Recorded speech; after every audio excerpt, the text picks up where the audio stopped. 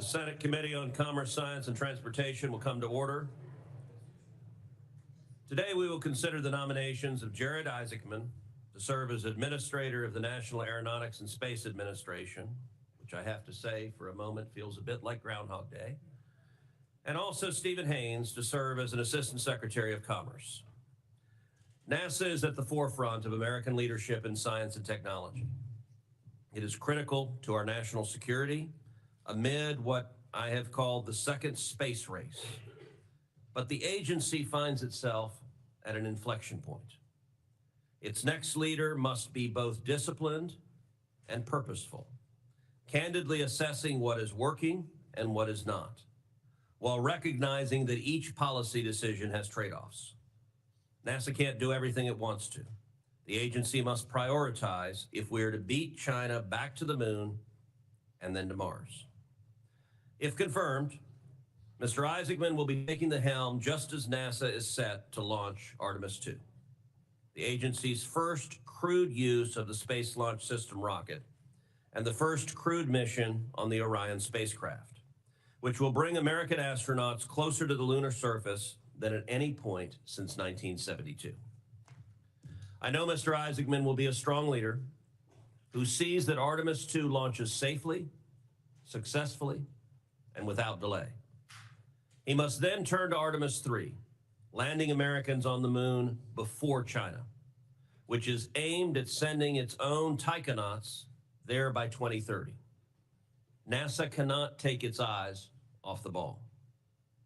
Fortunately, Congress has given clear direction and substantial funding to achieve this goal. In the One Big Beautiful Bill, President Trump and a Republican Congress committed nearly $10 billion to specific parts of the space program, including the Space Launch System and future lunar missions of Artemis 4 and 5, the Gateway Space Station at the Moon, and the International Space Station. The vision for NASA enshrined in the One Big Beautiful Bill is unambiguous, and Congress expects that it will be executed faithfully.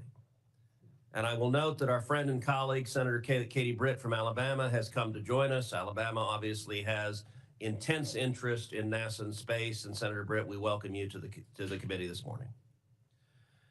Investments in hardware alone won't guarantee mission success. Equally indispensable is NASA's workforce. Houston's Johnson Space Center is home to one of the most capable, experienced, and mission-driven workforces in the world. JSC is home to our astronaut corps, America's spacefaring heroes, who represent the best of our nation. Preserving that talent is essential, and I trust that JSC will continue to thrive under Mr. Isaacman's leadership. Mr. Isaacman, I believe, will prioritize stability, accountability, and respect for the men and women who make the agency's missions possible. As the commander of Inspiration 4, the first all-civilian spaceflight, and the first private citizen to walk in space, he knows that every successful mission depends on the skills and the dedication of its crew, as well as the countless professionals supporting them from the ground. Mr. Isaacman, I know that you are as committed to American supremacy in the final frontier as is this committee and the entire Senate. The United States must remain the unquestioned leader in space exploration. And this imperative is why we need to confirm your nomination as expeditiously as possible. My hope is that you will be confirmed and in this role before the end of this year.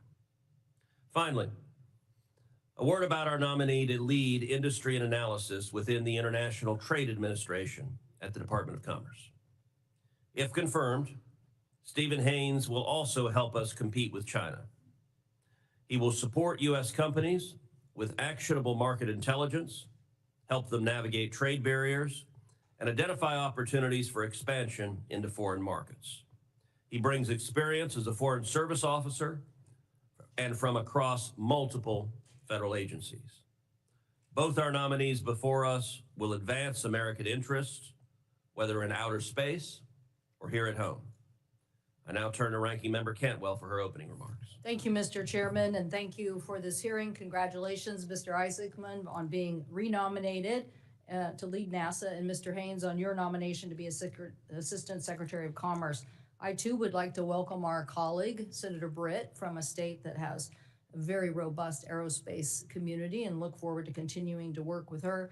And I'd like to say a special welcome to two Washingtonians who are here, Bill Nye, the science guy from Washington, and Mr. Dietrich, who is Mr. Haynes' father-in-law. Great to have you here as well in support of him.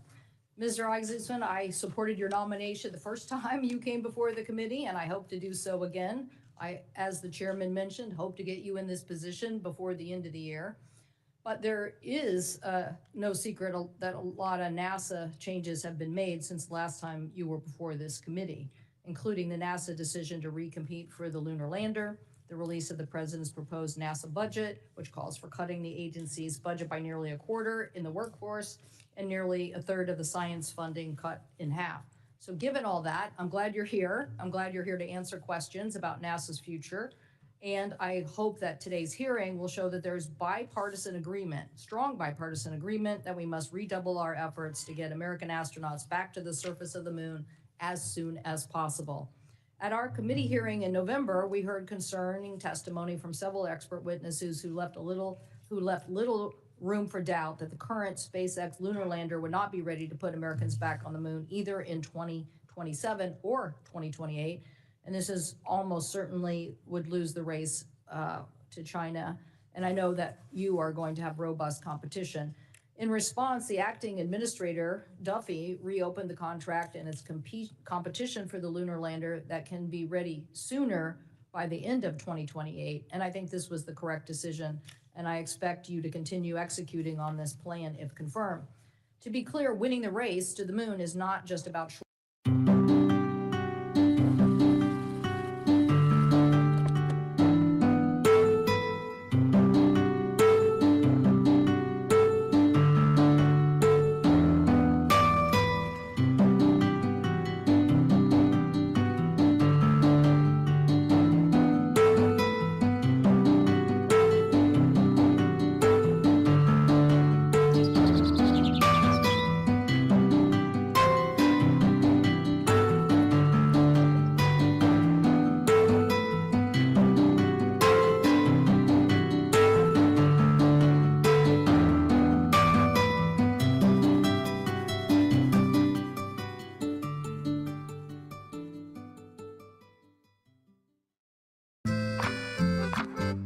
Breakfast का असली मजा तो तब आता है जब test तो awesome हो ही और साथ में मिले फाइबर की गुडनेस भी। इसीलिए start your mornings with only English Oven. Soft है, फ्लफी है, इसी में तो खुशी है। English Oven, the taste of happiness.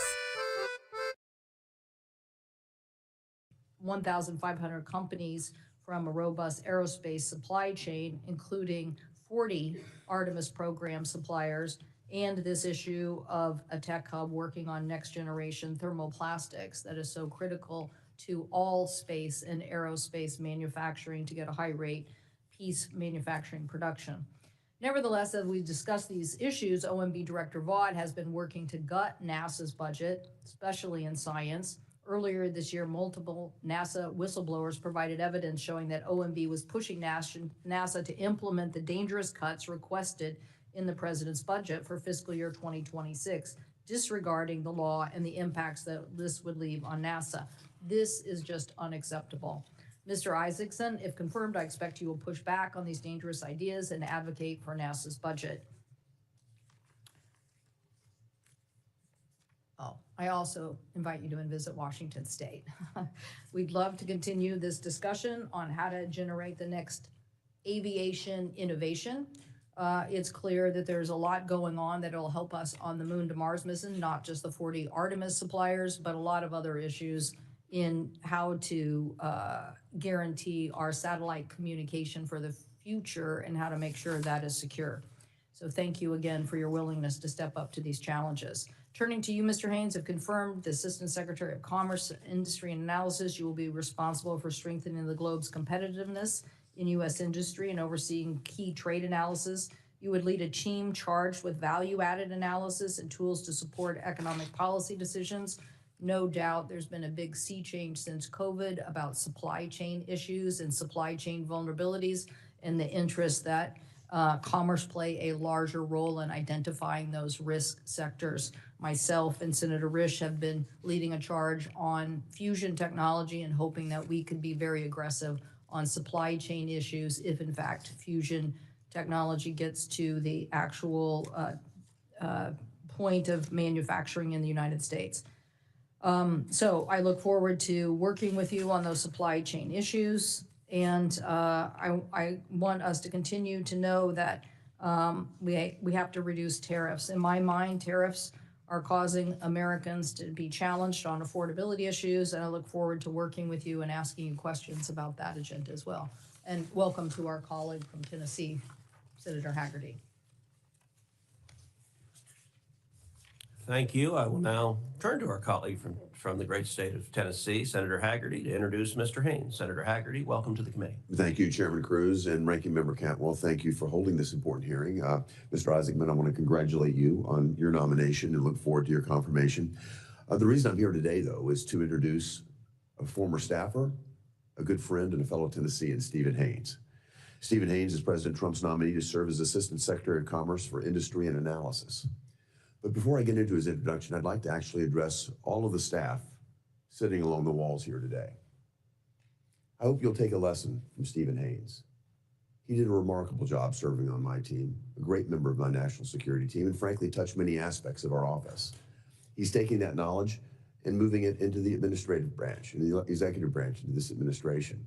And he's going to go on great things. And I just think it's testament to the fact that the hard work that all of you put in on both sides of the aisle to support our nation and to generate the type of opportunities that we want to see for our children and grandchildren can manifest itself in a career like Stephen's.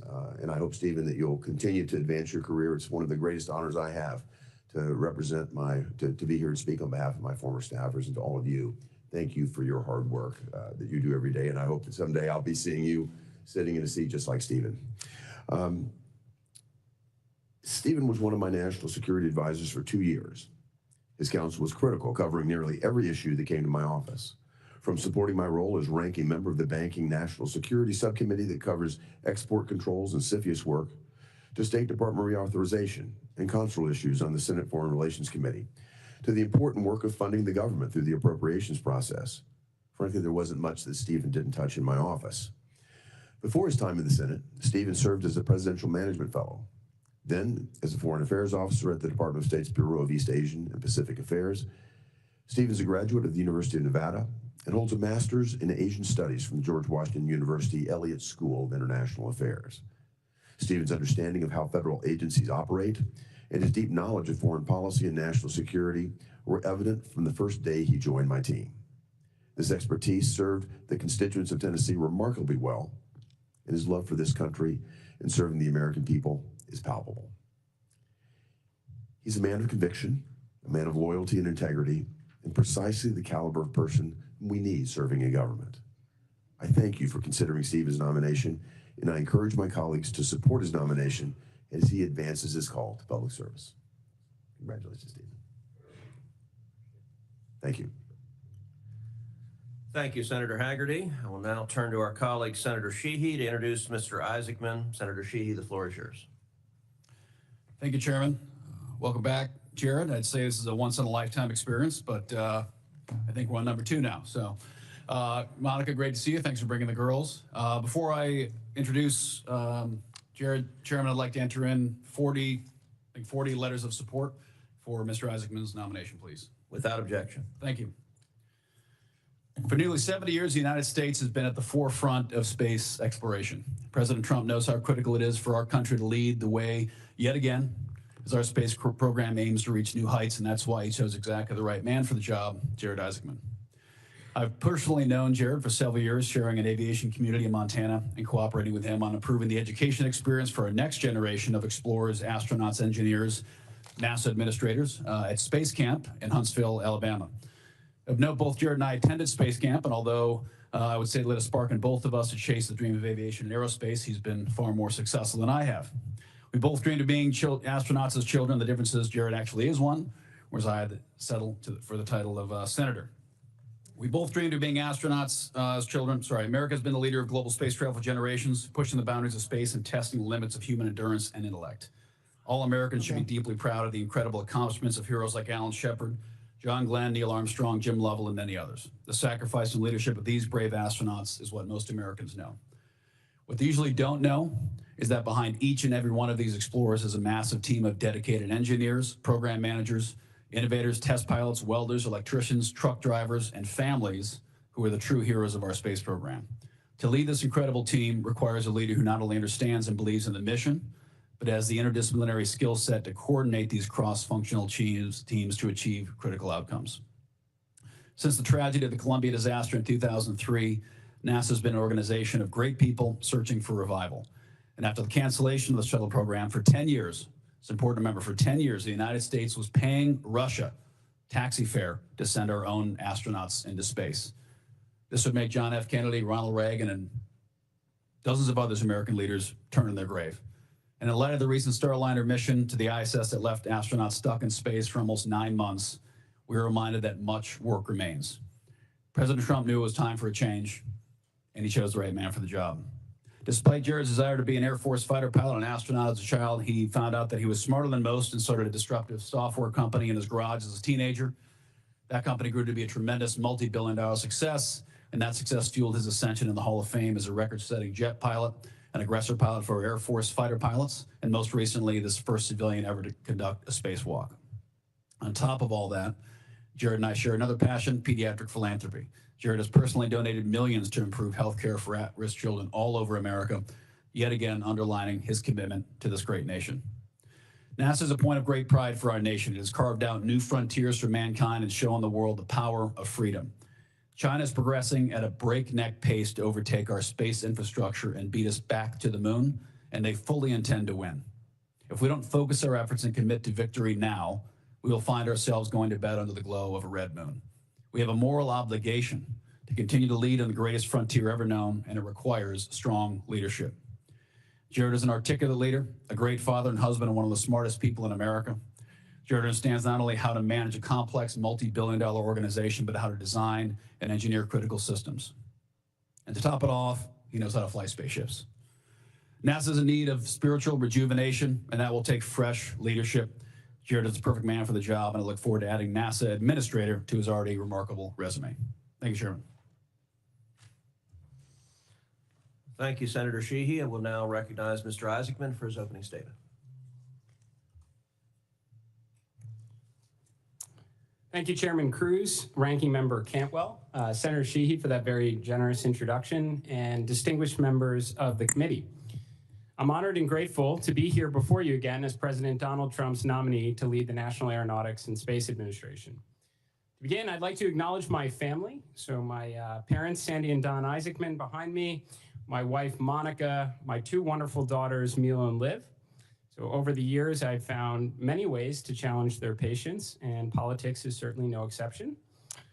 We are also joined today by 7 astronauts, some of my closest friends and crewmates, together with NASA astronauts that have come to this hearing in support. Thank you very much. I also want to acknowledge and appreciate that Senator Britt from the state of Alabama is here today. So not only home to Marshall Space Flight Center, but also to Space Camp, which is where my journey began. As mentioned before, I have lived the American dream. I've been fortunate to have an amazing business and aeronautics career, to have led 2 notable missions to space, to help charitable causes that matter deeply to my family. And now I'm beyond thankful for a chance to repay my debt to this nation by serving alongside the brilliant minds at the world's most accomplished. Oh no! Bike का accident हो गया और अब समझ में नहीं आ रहा कि क्या करें। टेंशन किस बात की? डिजिट है ना, वीडियो बनाओ और डिजिट ऐप पर क्लेम डालो। डिजिट बाइक इंश्योरेंस लेना और बिना टेंशन जीना। Renew your bike insurance today.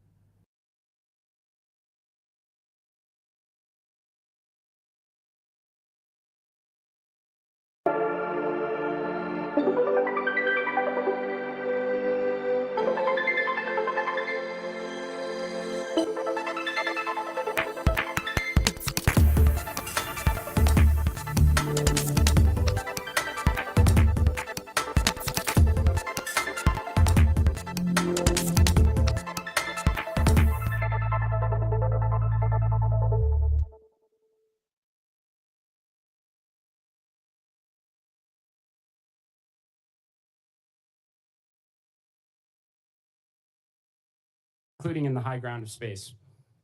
This is not the time for delay, but a time for action. Because if we fall behind, if we make a mistake, we may never catch up, and the consequences could shift the balance of power here on Earth. This Congress, and specifically this committee, understand the urgency of the moment, placing a historic investment in human space exploration that President Trump signed in the One Big Beautiful Bill. It's now time for NASA and its partners to deliver. To that end, I want to assure you, senators, I'm not here for personal gain, to favor or enrich contractors, to close centers, or disrupt programs that are essential to completing America's objectives in space. If confirmed, I'm here to bring urgency and an extreme focus to the mission, to do all I can working with the best and brightest at NASA to lead humanity's efforts to unlock the secrets of the universe and ensure American leadership across the last great frontier. In concert with that grand endeavor, we will ensure the following: the success of the Artemis program that President Trump began during his first term. America will return to the moon before our great rival, and we will establish an enduring presence to understand and realize the scientific, economic, and national security value on the lunar surface. Along the way, we will pioneer the next giant leap in capabilities to extend America's reach even further into space, including expanding and accelerating investments into nuclear propulsion, both nuclear electric and nuclear thermal, and surface power programs. These efforts, in addition to industry partners building reusable launch vehicles, will set the stage for future missions to Mars and beyond. We will never accept a gap in capabilities again, not with our space station presence in low Earth orbit or our ability to send American astronauts to the moon. We will strive to build an orbital and lunar economy that can fund the future we all want to see in space someday and not rely exclusively on the taxpayer. We will begin making the investments now for the inevitable spacefaring future that is just on the horizon. We will make the most efficient use of every dollar allocated, pushing for more X-planes, more rovers and telescopes, more exciting missions like Hubble, James Webb, and Dragonfly, with the aim of enlightening the world through breakthrough scientific discoveries, knowing that if NASA doesn't do it, no one else will. Some of the most talented people in America show up to work at NASA. Alongside a reinvigorated culture and an intense focus on achieving the near impossible, what no other organization is capable of or even dares to accomplish, we will achieve these objectives. And when, not if, we get the job done, it will be because of the professionals at NASA, our international and our commercial partners, this committee in Congress, and President Trump's administration that will have succeeded in ushering in a new golden age of science and discovery. We'll do it for America, for humankind, and in doing so, we will inspire the world and generations to follow to take us even farther. We are just getting started on the greatest adventure in human history, and with urgency and purpose and extreme focus on the mission, NASA will lead the way. Thank you. Thank you, Mr. Isaacman. I now recognize Mr. Haynes for his opening statement.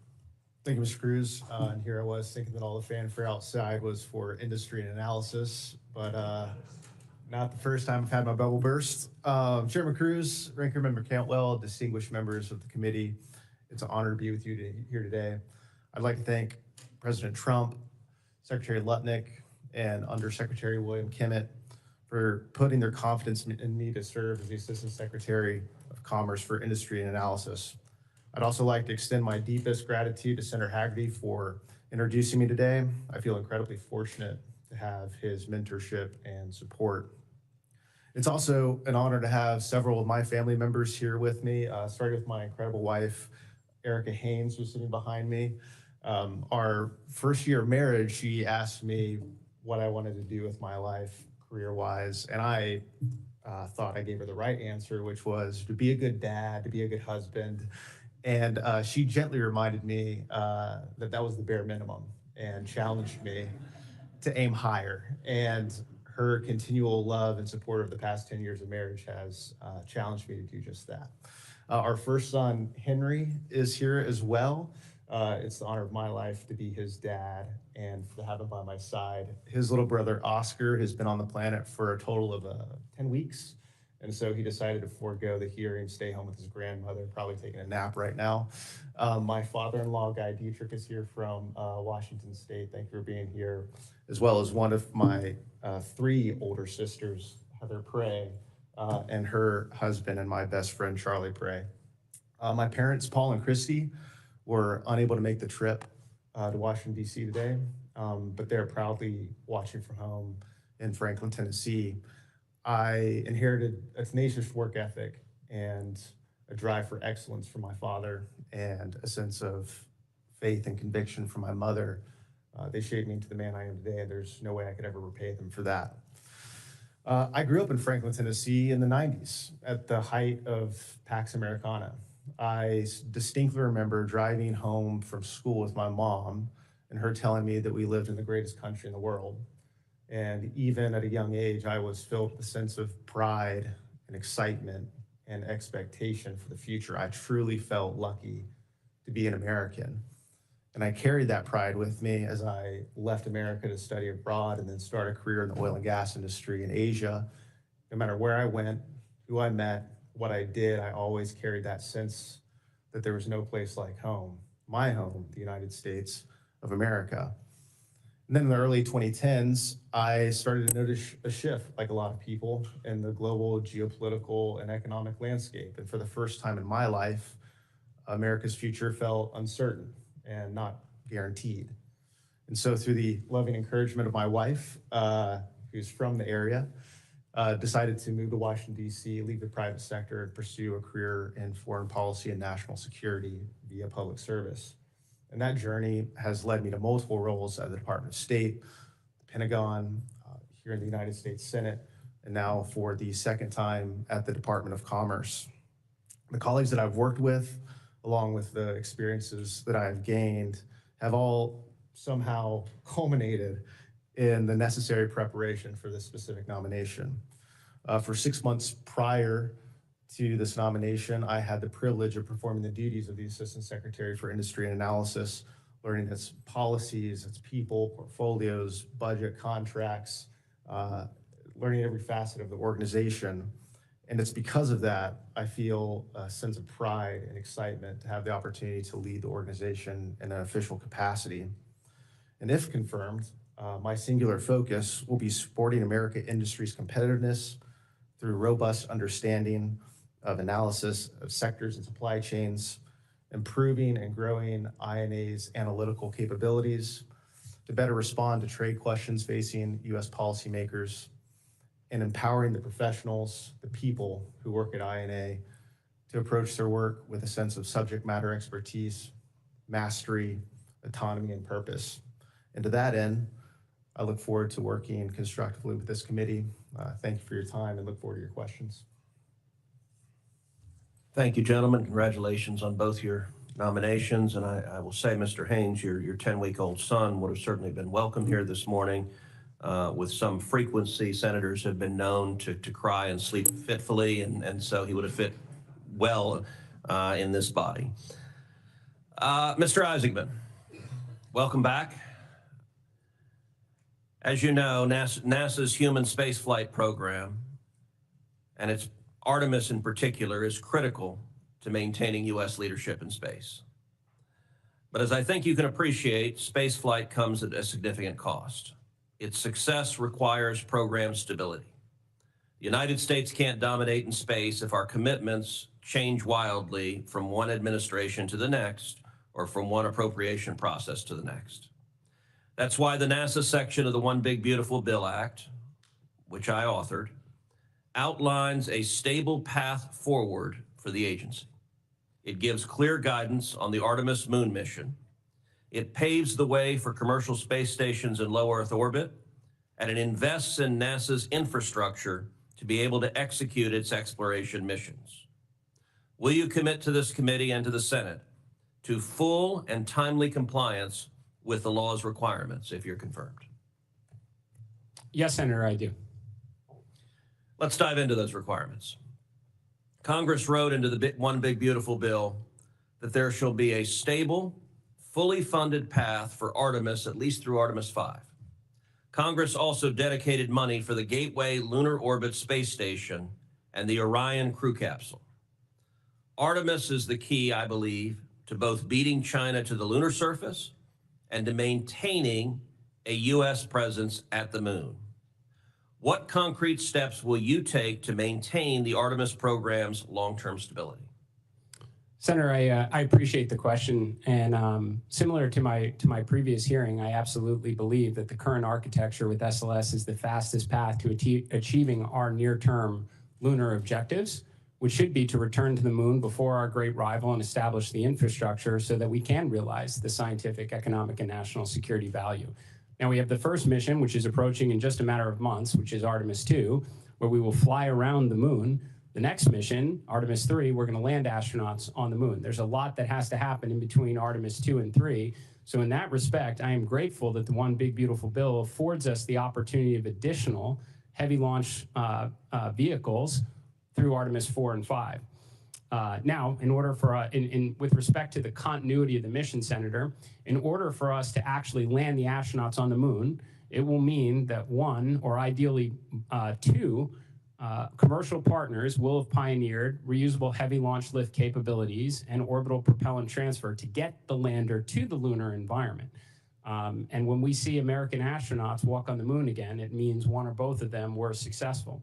So in doing so, after completing the Artemis 5 mission, which is already contemplated in the One Big Beautiful Bill, we should have numerous options available to us to have routine and affordable missions to the lunar surface for continuity beyond Artemis 5.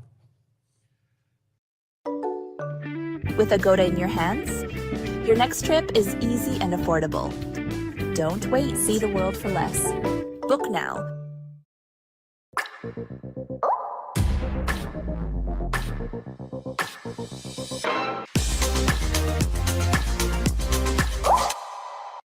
And I will say, just a minute ago, you talked about competing providers. I want to be very clear. I have no particular interest in one provider versus another. My interest is in making sure the objective is achieved. And at times, some have suggested that the objective of going to the moon and the objective of going to Mars are in tension. I don't believe they're in tension. I believe both are critical. America will be the first to land on Mars. That is critically important. That is written into law, and I was proud to author that provision in law. But I also think at the same time, we cannot lose the moon and lose the race to the moon to China. Do you agree that both are critical priorities?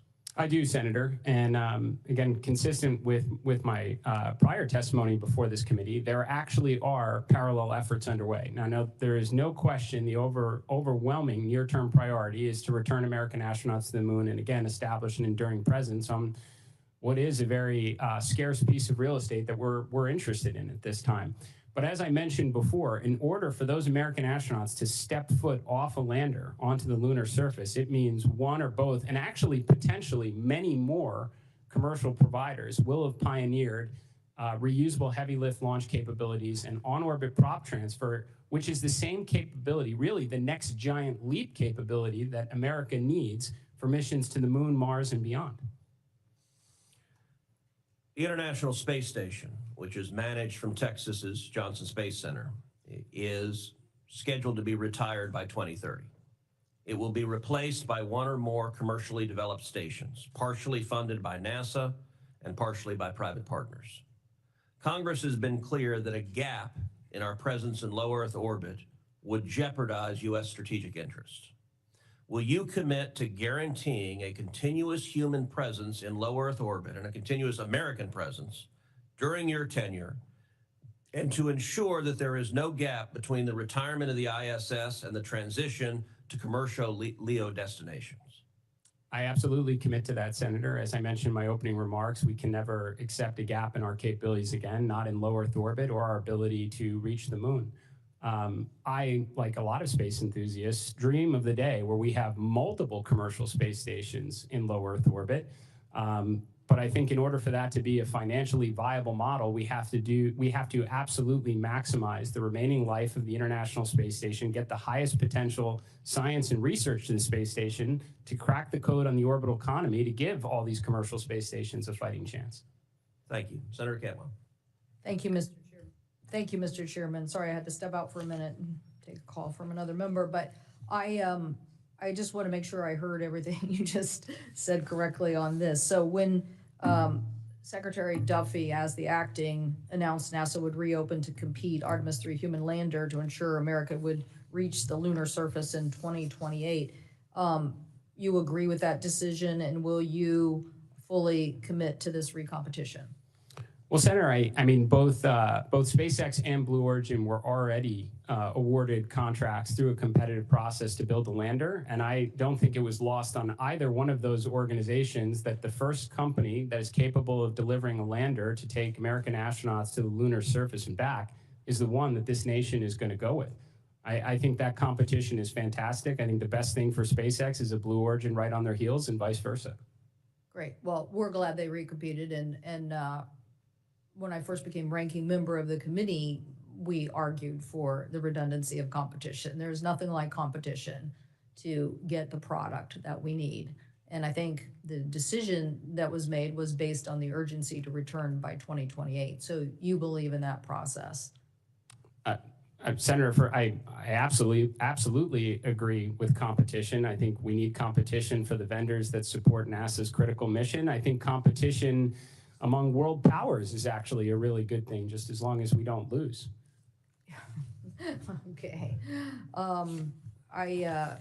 The R&D issue about high rate composites, I mentioned in my opening statement, the HiCam project, which does have NASA's support in trying to generate more composites. We have with Idaho established a tech hub in thermoplastics and really believe that the United States should not lose this race for high rate composite manufacturing. Will you fight to keep for NASA's aeronautic budget to sufficiently fund such HiCam operations and support the technology development that is needed for aerospace materials? Senator, I think it's squarely in the responsibility of the aeronautics portion of NASA to work on the absolute cutting edge materials that will ensure the competitiveness of our aeronautics industry well into the future. Okay, and then how can you further leverage NASA's university work for development and research? I think, there's a couple parts to that, Senator. First, I think in general, it's part of NASA's responsibility towards inspiration in STEM education to award grants to academic institutions that give students hands-on opportunities with hardware, ideally inspire them to want to graduate and either work at NASA or contribute to industry.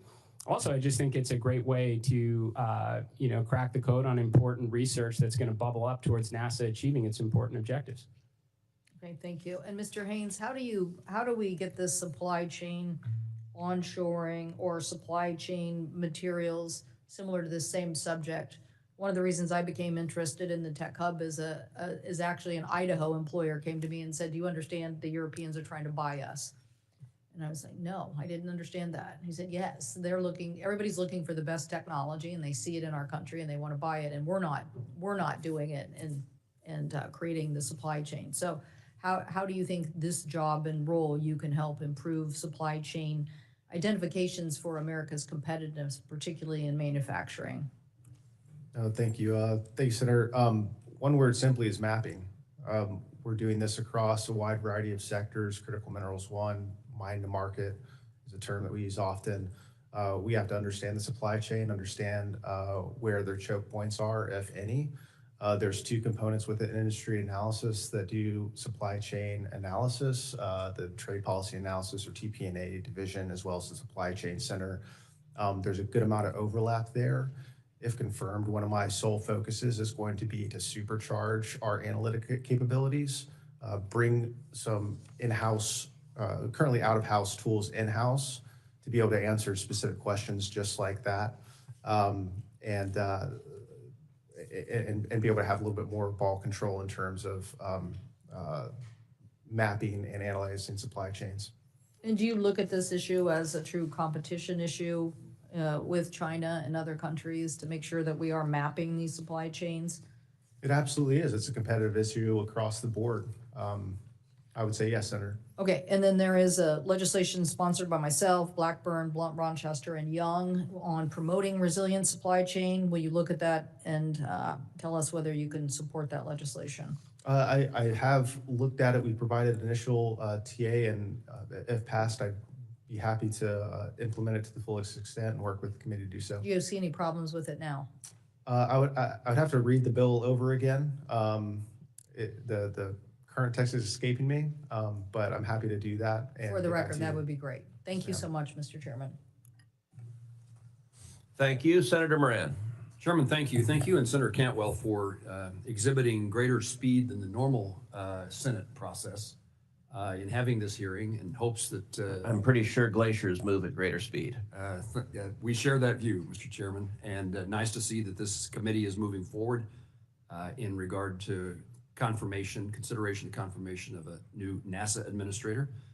And I look forward to his confirmation and look forward to the Senate considering it, his approval in this committee and the Senate approving it presumably next week. Mr. Isaacman, let me start with you. My intended questions changed a bit because I received a letter this week from a Kansas farmer. And it captured my attention because I certainly share the views of Senator Cantwell and Senator Cruz in regard to the moon and Mars, and that's, I suppose, what nationally the public thinks about NASA is that we're on our way to some object in space and we're exploring space, but NASA has lots of roles. You've talked about STEM education being one of them. I want to mention for a moment the Mission Directive of Science. And the letter that captured me is from a Kansas farmer named Mr. Roth, and he indicates to me that NASA's earth science investments, I'm reading from his letter, now directly support U.S. farmers in ways that were unimaginable even a decade ago. Tools based on NASA's data and science like OpenET, NISAR, the Rangeland Analysis Platform provide real-time field-level insight into soil moisture, biomass, drought stress, water use, yield stability. These aren't future technologies, he says. They are already built, functional, and being used in states like mine today. He mentions FIAT is a national farmer science partnership that brings early development producers together with NASA researchers to co-develop practical on-farm tools using satellite data. This mission is to unite farmers with NASA to turn Earth observation technology into real-world decisions that support profitability, water efficiency, and risk reduction. Kansas farmer found value in NASA. It's something that we don't always talk about and think about when we think about space. I'm looking for your thoughts in response to what this farmer is reminding me of. How do you see NASA supporting or operationally developing the satellites that support precision agriculture? Tell me your response to this idea that NASA has a role to play in the everyday lives of Kansas and American agriculture. Thank you for the question, Senator. At the present time, we only inhabit one planet, and Earth science is pretty vitally important. It's a role that NASA has had since the agency was established. We have Landsat satellites up there that are looking down, understanding droughts and flooding and wildfires, natural disasters, just almost essentially in real time that obviously play a direct role on the agriculture community. There's obviously our GPS constellations that are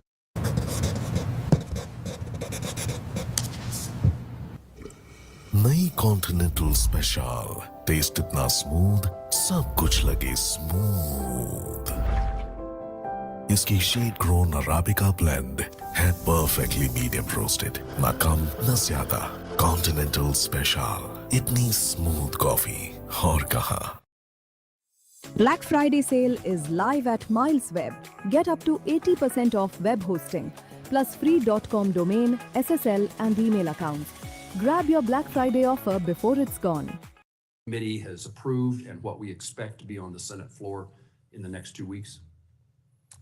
Well, Senator, I don't think I can really comment on any pending legislation other than to say that we will absolutely maximize every dollar Congress affords to the agency. Would you expand that commitment to say that you will execute the funding that we provide to NASA in this legislation as it's intended to be spent? Senator, I will always follow the laws. Thank you.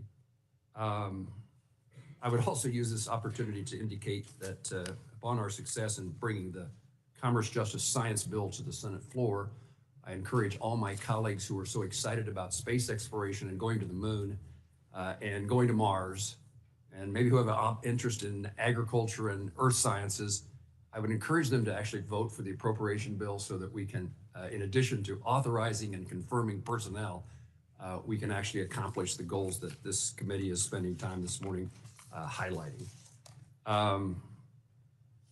Let me ask about another aspect. I have 14 seconds. Let me ask a question in fairness so that the gentleman from Tennessee is not ignored. It a bit follows the question of Senator Cantwell, and that is making sure that you using ITA not only as a trade remedy for export promotion, but to be a proactive partner in shaping industrial policy, improving supply chain resiliency, and strengthening U.S. competitiveness. Tell me that you believe that's a significant component of what your job is and will be.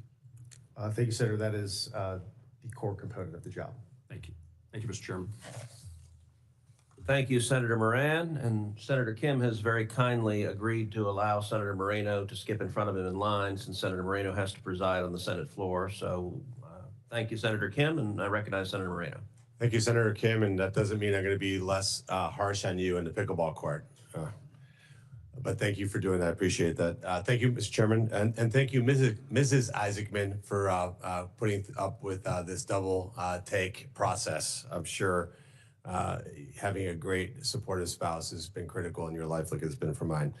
Mr. Isaacman, as the administration looks to accelerate Golden Dome and strengthen national security space capabilities, how do you see NASA and the U.S. Space Force better coordinating their work in power, propulsion, communications, and hypersonic missile testing, especially given the unique test environments at places like Armstrong Test Facility to avoid duplication and move faster? Thank you for the question, Senator. So clearly NASA's job is the peaceful exploration of air and space. It's also not lost on us that this is a domain that is of great strategic importance. And I do think in a fiscally constrained environment, it is important that we are not having duplicate infrastructure or various bespoke programs when we could have a more unified approach to it. So for example, a lot of the work that is done both at Glenn and Marshall Space Flight Center with nuclear has applications for peaceful exploration of space, surface power programs, but also Department of War implications. And I'd hope that we could collaborate at least with some of our counterparts in other agencies, again, to avoid any duplicative spending or inefficient application of resources. That's right. Speaking of nuclear, at NASA Glenn Research Center, we're leading the development of a 100-kilowatt lunar fission reactor. How should NASA build on this leadership in nuclear power and propulsion to ensure that the U.S. stays ahead in returning to the moon and reaching Mars? Well, Senator, I love that question. I think NASA is funded by the taxpayers to do the near impossible. As I mentioned in my opening remarks, what no other agency or organization or even company is capable of doing or dares to do. I think NASA should be evolving to work on grand, almost mini Manhattan Project nuclear programs that have the benefit for surface power applications, especially when you're out of sunlight or you're undertaking discovery missions, let's say past Mars, for example, or even actually on the surface of Mars for manufacturing propellant. So I think there is this working, whether it's on nuclear electric propulsion, nuclear thermal propulsion, surface power programs, there is a ton of applications that NASA should be working on in that regard. And when NASA does work on the near impossible, what no one else is doing, it attracts the kind of talent that wants to participate in those programs and achieve these kind of, I guess, world-changing breakthroughs. I appreciate that, and look forward to having you and hosting you in Cleveland at NASA Glenn. Very easy trip from home, so I won't keep him long. He'll be home for dinner if he comes and visits, as opposed to Texas, really far away. It's a very out-of-your-way trip to go down there, but Cleveland right around the corner. Mr. Haynes, the U.S. depends on specialized aerospace supply chains. What is your plan to strengthen domestic component manufacturing and reduce reliance on Chinese suppliers? Thank you for that question, Senator, and thank you again for meeting with me yesterday. I appreciated the time and hearing what your priorities are. I would say three things. One is the role of industry analysis is to support a wide variety of trade policies. We are currently conducting a number of different investigations, we're supporting a number of different investigations, like Section 232s, 301s at USTR. And as a part of that, we are understanding what these supply chains are, where they head, and how to create the incentives to bring those back here to the United States. We're meeting with industry regularly. Our Deputy Assistant Secretary for Manufacturing was just at the Dubai Air Show. He's met with Boeing, he's met with a number of different aviation companies, understanding what their needs are and coming up with creative solutions to bring that back here to America. Perfect. And last question, you do obviously a lot of data. I mean, your job is to really make certain that people understand what the set of circumstances are. Others opine and make decisions, et cetera. Would it be possible without President Trump's policies for us to have gone from 51% of the cars sold in America being made in America at the beginning of this calendar year to where we are right now, which is at 57% and climbing of the cars sold in America being made in America? Without President Trump's policies, would that 6-point swing in less than a year have been possible? No, Senator. Thank you. No questions. Thank you, Mr. Chairman. Thank you. And now I recognize Senator Kim. Thank you, Chairman. Mr. Isaacman, good to see you again. Last time around, we had a lot of opportunities to be able to talk between the two of us. We both stress how important NASA is and space exploration is to our country, to our science. And while we didn't see eye to eye on everything, I was willing to support you. Now you come before us again. And one thing that has come up that is on my mind right now is having seen a document named Project Athena. So I guess I just want to ask you, what is Project Athena, and do you stand by what is in that document?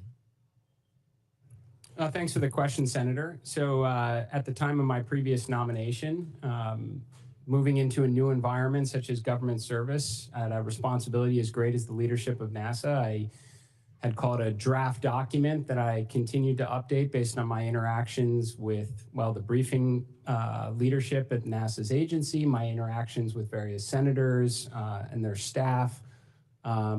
Basically, ideas, thoughts on the direction of the agency, research requests. It was always something that was meant to be, refined with actual data should I have been confirmed in it. But I do stand behind everything in the document, even though it was written 7 months ago. I think it was all directionally correct, consistent with prior testimony and my interactions with various senators. So you're the author of the document? I am, Are Senator. you the sole author of the document? I am, Senator. So I guess the challenge that I have is when you came before this committee a couple months ago, actually in response to the chairman, you said to him, quote, "Senator, I have no intention as of now to say that I would cancel any program. I need to, if I'm confirmed to be getting a job, understand where things are at."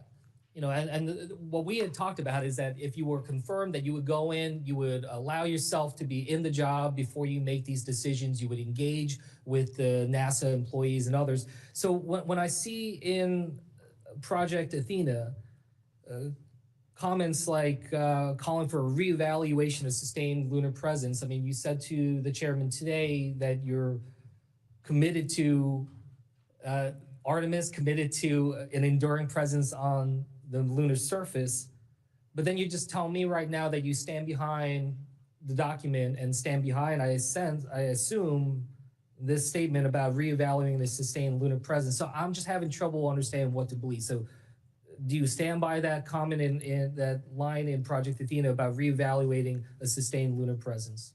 Well, Senator, I mean, it was 62 pages worth of material, so I imagine any one sentence or so can be taken out of context. But in my prior testimony before this committee, I said it was imperative for us to realize our near-term lunar objectives. I think at the time I said, and determine, the scientific, economic, and national security value of being on the lunar surface. I think today I come before you because there's overwhelming clarity within the administration of not only to return the moon before our arrival, but also establish the infrastructure for an enduring presence. So that naturally, 6-7 months is an awful lot of time.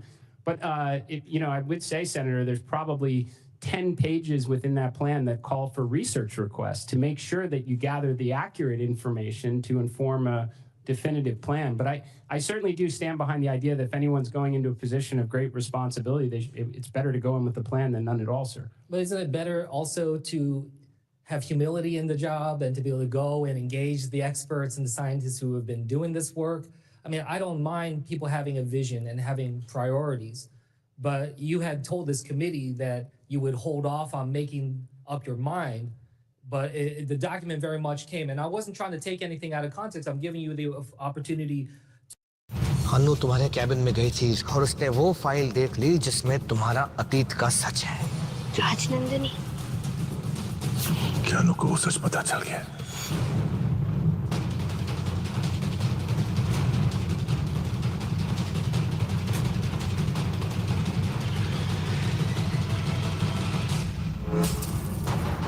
अनु, अनु, अनु उठो। अगर अनु की हालत मेरी वजह से हुई है तो मैं खुद तो कभी माफ नहीं कर पाऊंगा। NASA out of climate science business. Well, and Senator, first of all, I completely agree with you, by the way. I think humility is an important quality of leadership. And that's why, again, I would say if it's not 10 pages, it could be 20 pages of the 62 that specifically call for research requests from across the associate administrators, the various subject matter experts to inform a definitive plan. That's throughout the entire document. They're very Here did not seek a request. It was determinative in saying that it should take out, and also in terms of laying out cutting of thousands of civil servant positions. So look, I'm out of time. We will follow up. But as I said, I'm trying to be someone who can work together. I think this needs to be bipartisan going forward. But some of what I saw in that document, so in contrast to things that I heard you say before, at least what you have assured me about, it's okay to say that you changed your mind or that you don't agree with everything that you said in that document. I had expected you to say that, but instead when you come here before us today and say that you stand behind what's in that document, that causes us to have further follow-up here to understand what your positions are. And Senator, I would welcome any opportunity to get together, and I would happily talk through anything in that plan or that document and give you the rationale behind it, and I'd welcome your feedback. To do this job is going to absolutely take the cooperation with this committee and the Congress. Thank you for that. And with that, I'll yield back. Thank you. Mr. Isaacman, I wanted to ask you, so let's just pretend you're in Missouri among a group of students, constituents, just a good cross-section of my state. If you were to answer the question, why is it important that the United States of America gets to the moon first or gets to Mars first ahead of the Chinese, what would be your answer? Well, Senator, I think there's a couple reasons, one of which is fulfilling a promise that's been made by every president since 1989 and over $100 billion that's been funded by taxpayers on our grand return to the moon. I think it's imperative that we do so, and failing to do so calls into question American exceptionalism beyond just our expertise in the high ground of space. Second, I do believe, as I mentioned in my opening remarks, that when we return, we will have an opportunity to determine and realize the scientific, economic, and national security value on the lunar surface. Now, an example I used in my, my previous hearing is that there is helium-3 on the moon. Not a lot of it, but certainly more than there is here on Earth, and that is predicted to be a more efficient source of fusion power. Now, I mean, our foreign policy and wars have been fought for a century over sources of power. To get that wrong could have implications here on Earth that could change the balance of power. We have in this country, I think, a pretty robust ecosystem of new companies, small businesses, sort of disruptors that have entered the fray here as it relates to whether it's commercial space exploration or travel or what have you. How can NASA, in your role, help sort of cultivate that, work with them? Because I do think that's one of the advantages we have over China in this race. What can you do as in this potentially this new role? Senator, it's a great question. And, a lot of people do believe generally these are new developments. But in reality, going back to the 1960s in the space race, NASA worked alongside some of our great aerospace companies. I mean, whether it was Boeing or McDonnell Douglas and Northrop, for sure. sir. So a lot of those names are still very relevant within the space program today. And then there's also a lot of new names that is, referred to sometimes as new space or commercial space. I think it's going to take, the contributions of the many to do the near impossible. Now, where NASA can play a role is consistent in the past, which is sharing its expertise and talent to help these new companies. When NASA does tend to figure out the near impossible and it's mature enough technology to hand it off to industry where innovation can improve upon the capability and lower cost, that's a great outcome. I also think NASA can do a very good job expressing the need. What is the requirement? Because there are lots and lots of commercial space companies now. I think Ranking Member Cantwell mentioned, I think she said over 1,000 in her state alone. That's fantastic. We just want to make sure they're all working on things that bubble up to our most important objectives. So I think NASA can do an even better job of working with industry to outline the problems that need to be solved and ensure we're kind of concentrating American ingenuity in the right direction, sir. Well, I think that to put on the parochial hat for a moment, I think St. Louis is a defense tech hub with former McDonnell Douglas and Boeing with their defense side, the NGA West, which is completing their new facility. There's a lot of opportunities, and which leads sort of the next question on quantum. Washington University in St. Louis is doing a lot of really important work here. How do you see NASA's role in furthering that mission, right, to be on the cutting edge? Because I think what I was getting at with the first question, all of this, civilizations come and go, right? And in many ways, whoever has the most advanced technology, whether it's warfare or on the more the commercial side, they tend to thrive and win this great competition. And NASA is going to is playing a very important role, continue to play an important role. How do you see on the quantum side NASA working with research institutions and the private sector? It's an excellent question, Senator. So, thank you, by the way. Yeah. Thank you for that. I mentioned earlier about the importance of determining the orbital economy. So for 60 years, other than a few exceptions, the space economy has still come down to launch, observation, and communication, which is largely funded by the government.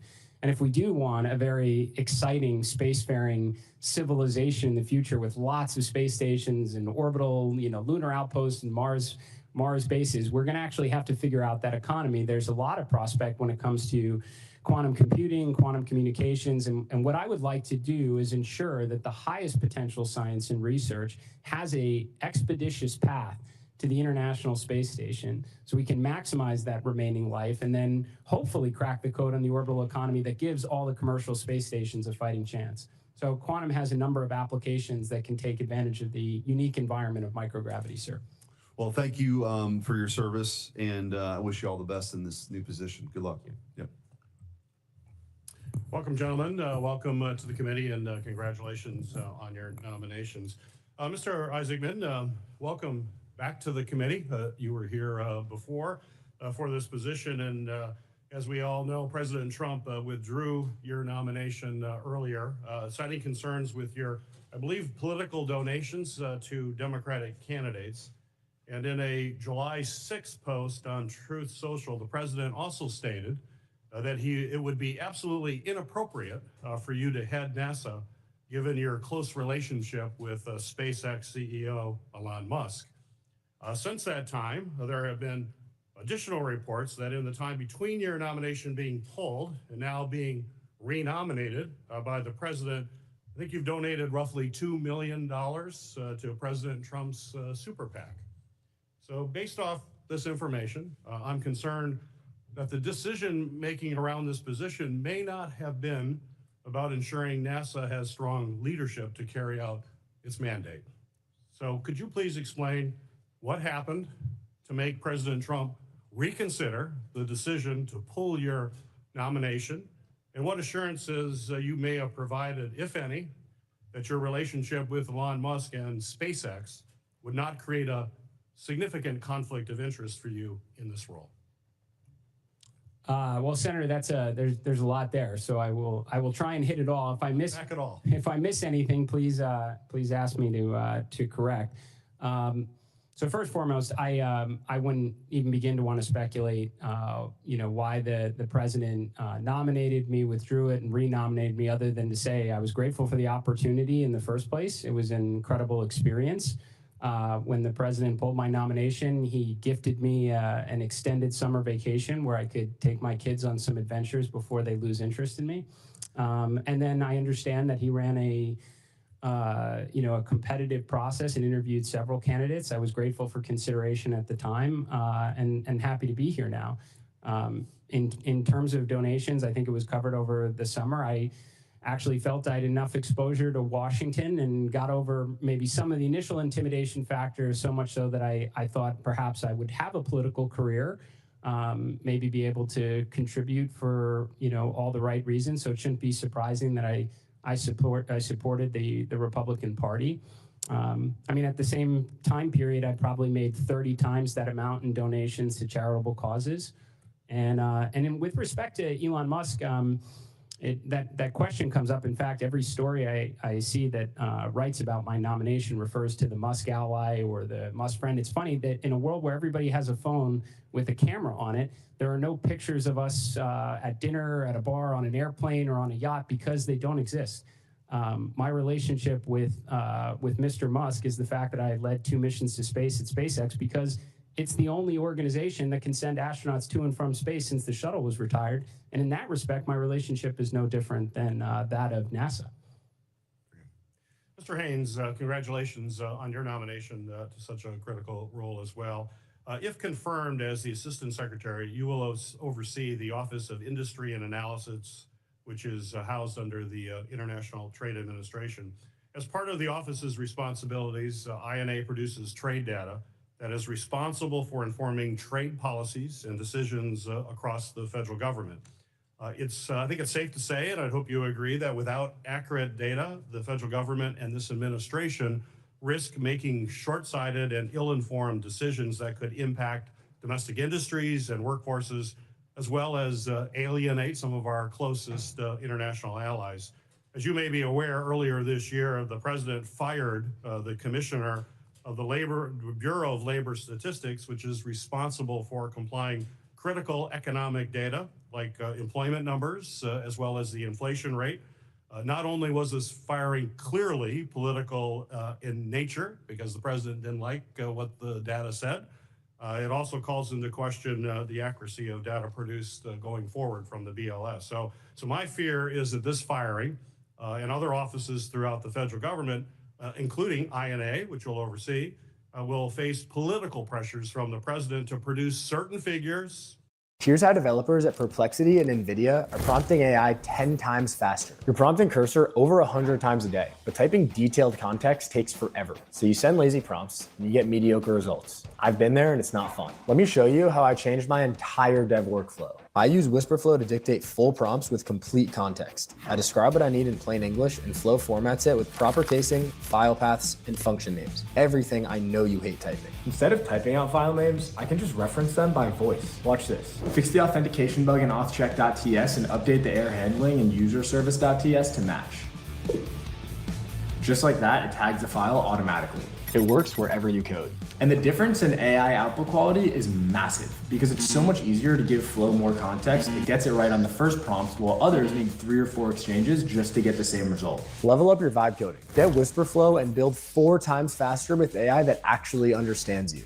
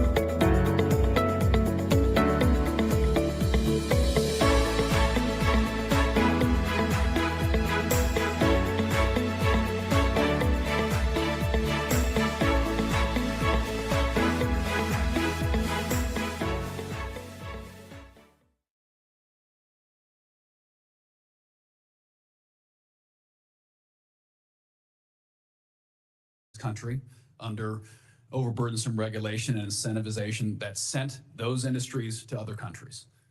And every administration, whether they had politicized data, non-politicized, they chose to either ignore the data or lie about the data and sent those industries overseas. And now we are paying for that every single day. And Jared's job is going to be exponentially harder because so much of the critical materials he's going to need to send our astronauts back to the moon and maintain space dominance doesn't come from America. And some of our most sensitive technology is built with components that are made in China, the very country that is working every single day to undermine our supremacy. So I'd like to hear your plan on making sure that not just that we have the data, but you are ensuring that data is shared in a timely manner so that we can make sure we're making policy decisions in this body, as well as in the executive branch, to ensure that we're bringing those industries back and ensuring we have dominance for the next century. Thank you for that question, Senator Sheehy.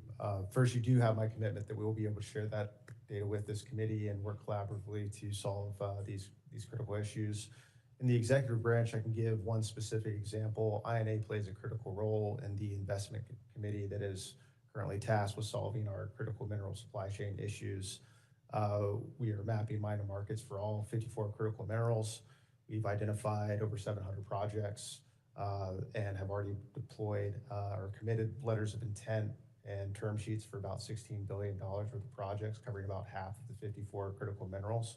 That's just one aspect of the work that INA is doing in terms of providing that data and making sure that principals and decision makers in the White House, obviously Secretary Lutnick, have the information they need to make the decisions to solve these problems. And we'll continue to do that if confirmed.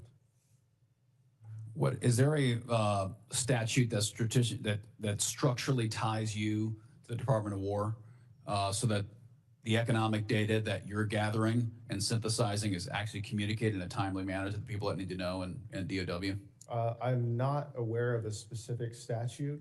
We do have good connectivity with the Pentagon, Office of Strategic Capital, and other areas within acquisition and sustainment, partly due because we have just some cross-pollination of personnel and just good relationships with the folks over there.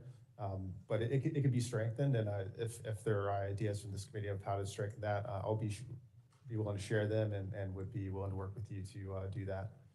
Yeah, I would encourage you to do that because obviously what we've seen, again, especially in the last 35 years, is we've seen a pretty sclerotic bureaucracy overtake our defense acquisition system, which has placed process over outcomes. There needs to be a forcing function that ensures that DOW is not making procurement decisions and national economic strategy decisions related to our defense industrial base that are de-linked from the economic reality of what happens here. And unfortunately, there's not a real feedback loop there. And the results have been apparent. You know, China builds ships 230 times faster than we do. You know, they have the ability to put more planes in the air at times than we have missiles to shoot them down. They have more material on the battlefield, the ability to project that power. And when we talk about the space economy, you know, every American interacts every single day with space, you know, 1,000 times, you know, a day. They don't even realize it. You know, GPS, without thinking about it, we press go on the Apple Maps and don't realize that if we don't have an orbital infrastructure that provides that GPS data, life shuts down. I mean, Uber doesn't show up at the street corner with you anymore. Your DoorDash doesn't arrive. Our entire life evolves around an orbital economy that will be critical in Jared's new role, but probably even more critical given your role to ensure we understand that those rare earths, the quantum computing that Senator Schmidt talked about, that all is going to derive from the data you provide, DOW, to make sure that our economic supremacy goes hand in hand with our military supremacy. So I would encourage you to try to make that link a little more structural and strengthen that because it's going to be absolutely critical in the next 10 years. Thank you. Thanks, Senator. Thank you. Senator Markey. Thank you, Mr. Chairman. Good to see you again, Mr. Isaacman. You may encounter that during your last nomination hearing, you refused to confirm whether Elon Musk, with whom you have deep personal and financial ties, was present at the meeting that then President-elect Trump offered you the job of NASA administrator. So I wanted to give you one more chance to set the record straight. Was Elon Musk in the meeting at Mar-a-Lago when President Trump offered you the job?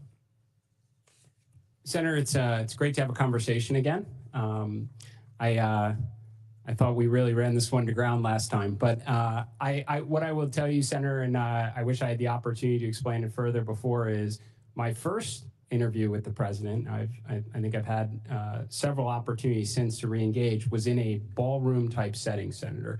There were dozens of people moving in and out that I would not say were in the meeting. It's a very simple question. Was President Trump in the room when, was Elon Musk in the room when President Trump offered you the job? Senator, my interview, my conversations with the president, and there were dozens of people moving in and out of the room, and I don't think it's fair to bring any of them into this matter. So you once again, you're refusing to tell us whether Elon Musk was in the room that day. And that actually makes me think that Elon Musk was in the room that day, but that you understand that it's a clear conflict of interest that he was there. You're asking us to confirm you as the next NASA administrator, and SpaceX gets $15 billion from American taxpayers for its business with NASA. You also have multiple financial relationships with Elon Musk, including investments in SpaceX, a contract between his company Starlink and your payments company, and even more, you bought space flights from SpaceX. Mr. Isaacman, what was the value of these contracts for space flights with SpaceX? Well, I mean, Senator, just to clarify on these points, I have no direct or indirect equity exposure to any aerospace company, including SpaceX. I have disclosed all of my financial ties to the ethics officials at NASA, as well as the Office of Government Ethics. They've generated an ethics letter. I fully intend to adhere to it. I more than acknowledge that I went to space twice with SpaceX, but I point out they're the only company capable of sending astronauts to and from space since the shuttle was retired. My relationship with them is no different than NASA's. In fact, if there was more than one company, I suspect I would have paid less. So what was the value of the contracts for space flights with SpaceX? I mean, Senator, I don't think it's lost on anyone that going to and from space is rather expensive. We never disclosed the. Well, your financial paperwork suggests it was over $50 million. So was it 100 million? Was it 200 million? Senator, we've never disclosed it other than the fact that we were able to raise substantially more than the cost of the mission for charitable causes like St. Jude. So you won't tell us how much you paid the man who publicly campaigned for your nomination. Will you request that SpaceX release you? They didn't give me a discount, Senator. I appreciate that, but you were paying him. Will you request that SpaceX release you from the NDA so that you can provide the committee with this information? Senator, I will commit to always work with the appropriate ethics professionals to make sure I'm, continuously in compliance with my ethics agreement. Will you ask him to release you from the NDA so that you can provide that information to the committee? I have no issue asking them to release me from non-disclosure, Senator. Okay, that would be helpful.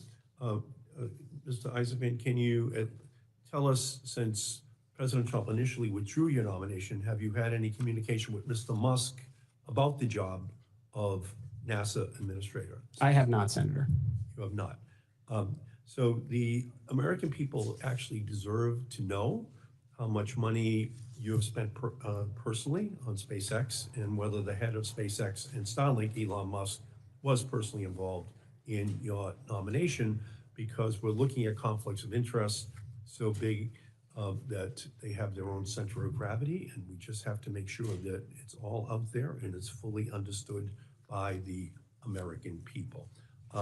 And since your last nomination, we've received the President's 2026 budget request, which proposes a nearly 50% cut to NASA's science funding.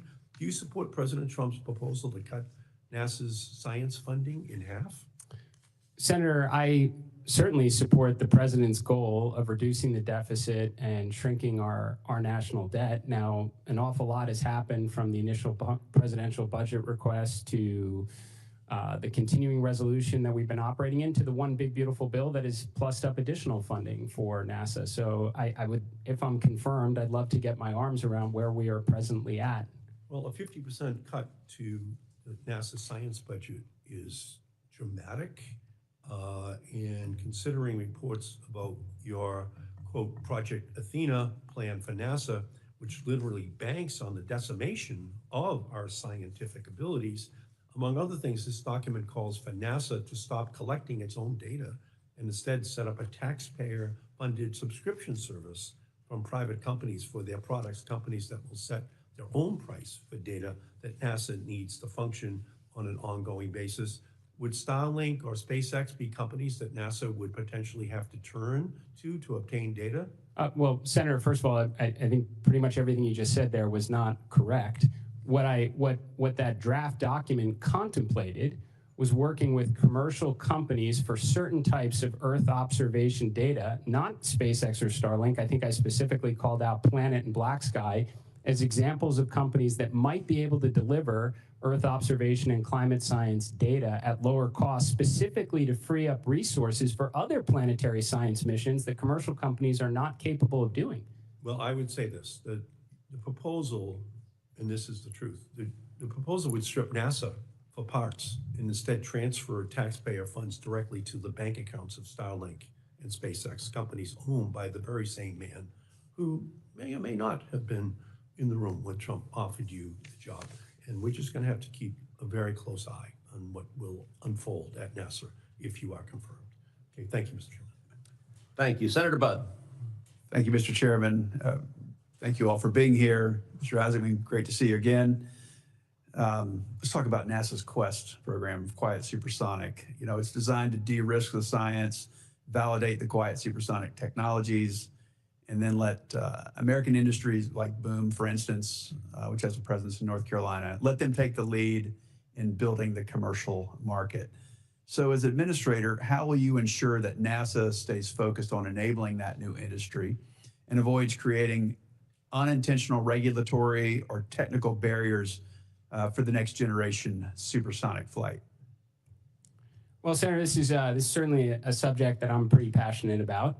I do think it's NASA's job, I believe it's funded by taxpayers, to explore the near impossible in air and space. And when they arrive at a major development and that capability is mature enough to hand it off to industry where competition can drive innovation and bring down costs. X-59 is an interesting example. There is some overlap with what Boom's doing. I think actually Boom is an extraordinary company. I'd love to see a lot more American companies trying to break the status quo and take on big, bold projects like that. I think NASA just needs a lot more X-planes, honestly. That was a really exciting one that we all had an opportunity to watch rather recently alongside the recent performance from Boom. But I'd love to see us have multiple programs that are exploring radical designs in airframe and propulsion. And when they do have those breakthroughs, not dissimilar to the 1970s, 1980s, when NASA was experimenting with fly-by-wire and thrust vectoring capabilities that have made their way in commercial aircraft as well as military aircraft like the F-22. Do you think there's a problem with Quest eventually competing against Boom? Do you think that's a potential problem? No, I would certainly hope. I'd say the whole industry, not just Boom in particular. I'd certainly hope not, Senator. I actually don't think NASA's at its best when it's doing what industry is doing, because at that point, talent would naturally probably gravitate to industry where they get the advantage of, who knows, appreciating stock options and such. I think NASA should constantly be recalibrating to work on that near impossible, what no one else is doing, which is going to attract that kind of exciting technology. That's going to attract that kind of talent to work on that exciting technology. When they figure it out, they hand it off to industry and they recalibrate to the next big, bold endeavor. I think that serves the talent, workforce, and the mission of NASA very well. Thank you. You know, in your testimony earlier, you were clear that the United States is in the middle of a second space race. The great rival that you mentioned spent more than a decade establishing a space Silk Road, offering collaboration on satellite, space launch, space infrastructure development to more countries across the Middle East and North Africa. So how does this sort of space diplomacy from an adversary affect our prospects for continuing dominance in space? And what's your vision for space diplomacy of ours? Well, Senator, I think there's a couple parts to that. So first, NASA has always been referred to, as a soft power. There's lots of diplomatic implications to their mission. A lot of our greatest endeavors are worked on with our allies across Europe, the Middle East, Canada, for example. I think what's concerning now is that some of these countries have more than one choice. So for the longest time period, America owned the ultimate high ground of space, and that attracted the interest of many nations to want to collaborate and partner with us. The Chinese do have their own space station now. They went from a single technaut in orbit approximately 20 years ago to having a space station where they're launching at an extraordinary cadence. So I think this is why there needs to be urgency to take a close look at NASA, what's going right, and do a lot more of that, and the things that are going wrong to clear those obstacles and paths so we can get back to doing, world-changing missions again. Yeah, sounds great. Thanks again for your time. Chairman? Thank you. Senator Lujan. Mr. Chairman, thank you so very much for that and for calling this hearing. Mr. Isaacson, welcome back to the Commerce Committee. I guess I'll just start out by simply asking, Mr. Isaacman, you believe in science? Of course, Senator. You support science? I do, Senator. You've conducted a lot of science experiments throughout not just your youth, but through your career, correct, sir? Yes, sir. I appreciate that. Now, a few of my colleagues have raised the concern about the nearly 50% cut to NASA's Science Mission Director. Introducing Continental Special. इसकी shade grown Arabica blend है perfectly medium roasted. ना कम ना ज़्यादा. Enjoy the smoothest coffee from Continental Special. इतनी smooth coffee और कहाँ?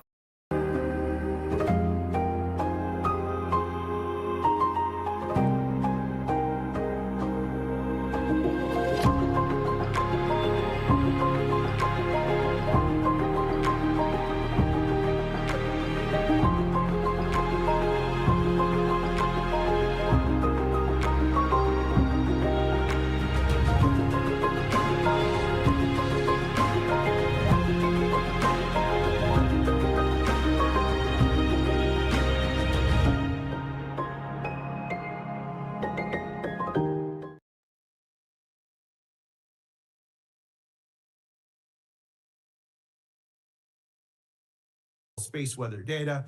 We were chatting about that before. I appreciate my colleague reminding us all across America when we pull out our devices or we're depending on the simple services that we interact with every day that we're touching some of this and we depend on it. Like your friend, Mr. Musk, I would say some of the commercial actors, they depend on after solar activity has repeatedly disrupted their constellations as well. Now, NASA, Earth science assets also ensure GPS integrity, track environmental changes, everything you just described. U.S. military readiness, critically important. National security, the importance of the science directorate.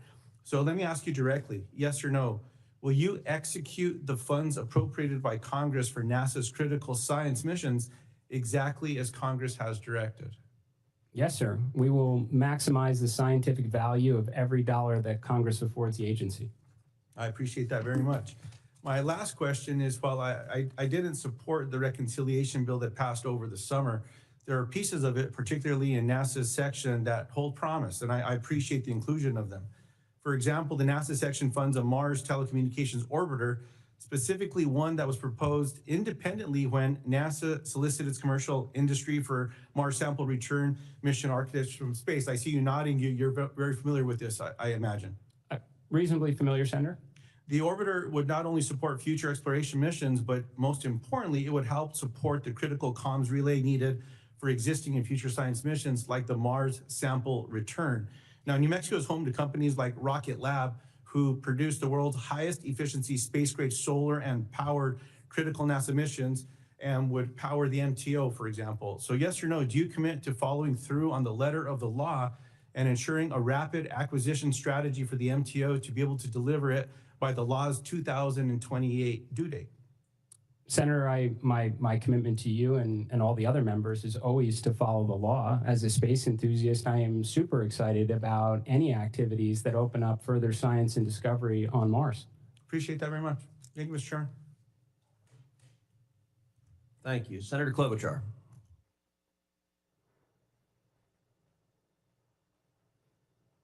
Thank you very much, Mr. Chairman. And I'm going to start out with a kind of interesting question about agriculture data. Mr. Isaacman, I don't think many people understand that NASA's satellite data is hugely valuable for farmers. Programs like NASA Acres and NASA Harvest use satellite imaging to forecast production and monitor crop yields. I'm the ranking member on the Ag Committee, and I've introduced legislation called the Agriculture Innovation Act to strengthen that data collection. Could you talk about your plans to preserve and expand those types of monitoring programs, weather patterns and the like, and how you can better work with the Department of Agriculture? Sure, Senator. I appreciate the question. As I mentioned with Senator Moran before, at the present time, we at least inhabit only a single planet, and it's probably important for us to continue to study it to the greatest extent possible. NASA's had a long-running program with Intelsat. I fully support that we should be gathering data that is especially contribute to hardships here on Earth. I mean, obviously there's great agriculture opportunities, but these can be impacted by droughts and wildfires and flooding, and grateful that NASA has the capability to gather some of this data in real time. I don't see that going away ever. Thank you. Other end of our state, Mayo Clinic, I'm sure you're aware of. They've been involved in space medicine since 1960, when research related to the force of gravity during acceleration influenced the position of seats for the Mercury spaceflight program. And most recently, they've identified some important research project in the field of aging, regenerative medicine that can be conducted in space. How will you continue to support NASA and institutions like Mayo's efforts to advance science that helps here on Earth? Senator, I couldn't agree with this area of study more. We are actually quickly reaching a point where it's no longer a technological limitation for deep space type missions, but human physiology and psychology. So in that respect, I obviously fully support all the studies that can be done so that when the day comes that we actually send NASA astronauts to Mars, that they can come home healthy enough to tell us about it. This is probably the single greatest accomplishment we've had on the International Space Station over the last quarter of a century, is keeping humans alive in an environment that is quite challenging. Mm-hmm. And then just on the research side, a lot of academic institutions like the University of Minnesota rely on publicly funded data from NASA's missions.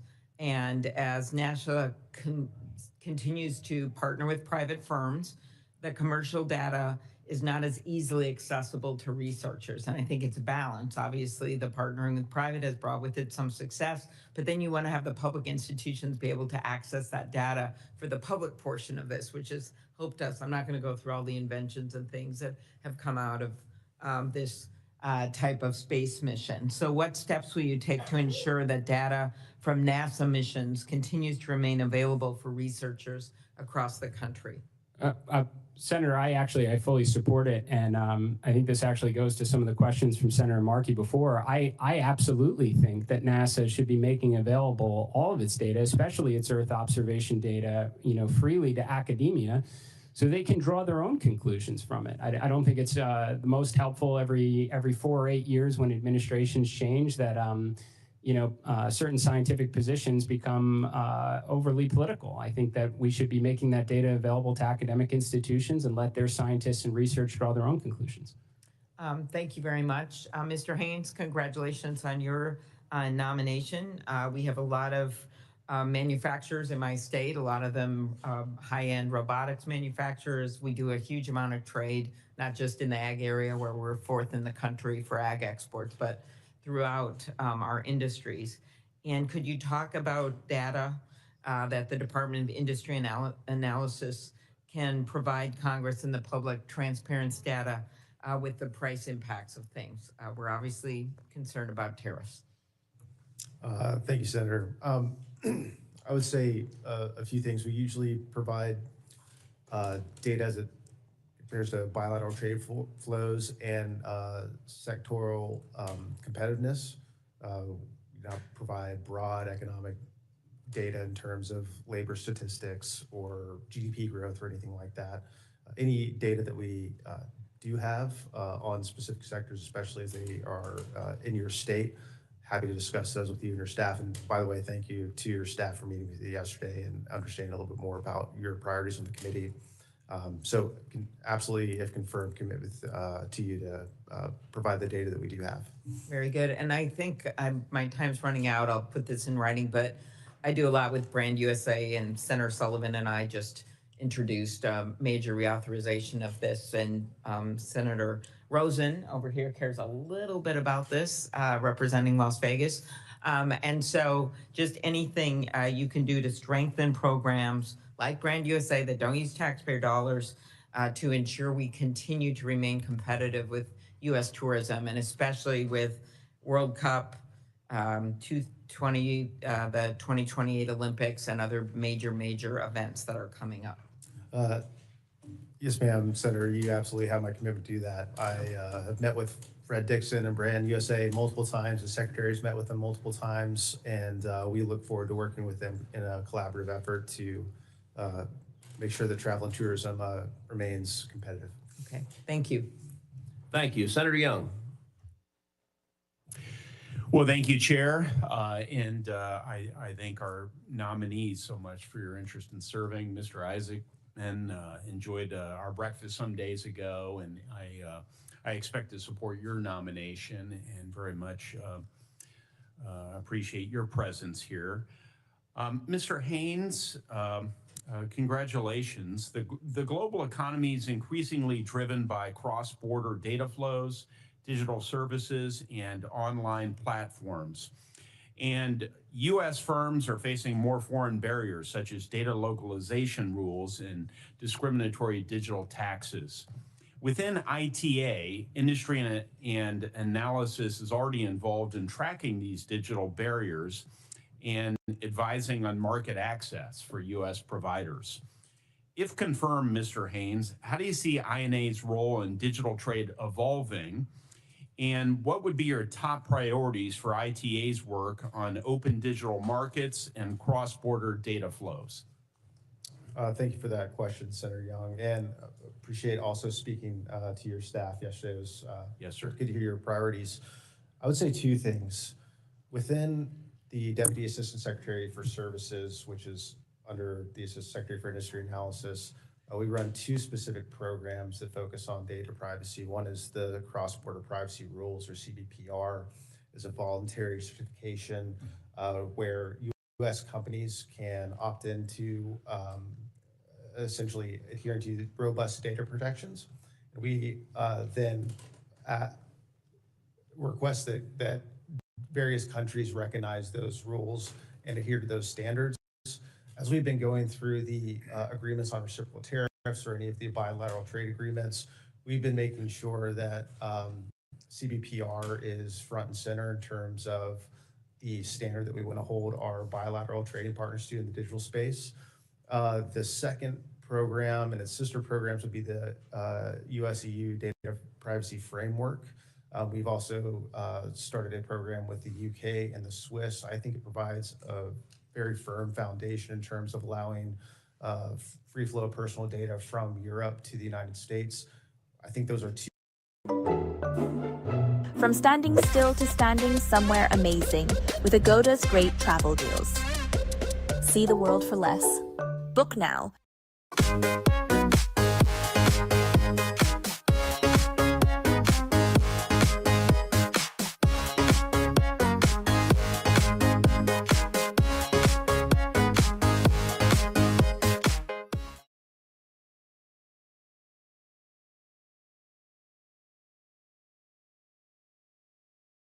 Put sustained pressure on U.S. companies.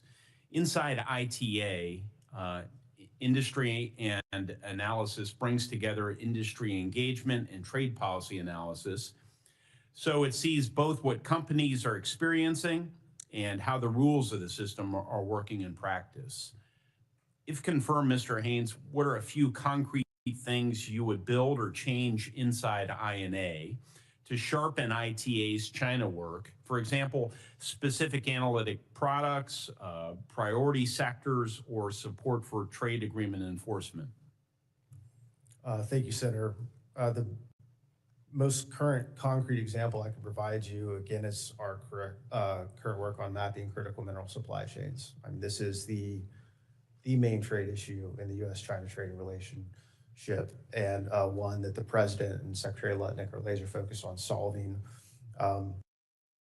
Currently, we are providing mapping information for all 54 minerals. We're really focusing on the processing and refining side of the equation, given that in that sense, China dominates the supply chains there. And we're going to continue to work with the White House-led investment committee to ensure that we not only understand those supply chains, but are able to secure them and thus secure a number of different sectors that are downstream that require these critical components. So if confirmed, that would be one of my main focuses, is to continue that work and help to secure those supply chains. Well, since your point of emphasis is on critical minerals, maybe you could speak to this. I've advocated for a number of years running that our country develop a national economic security strategy.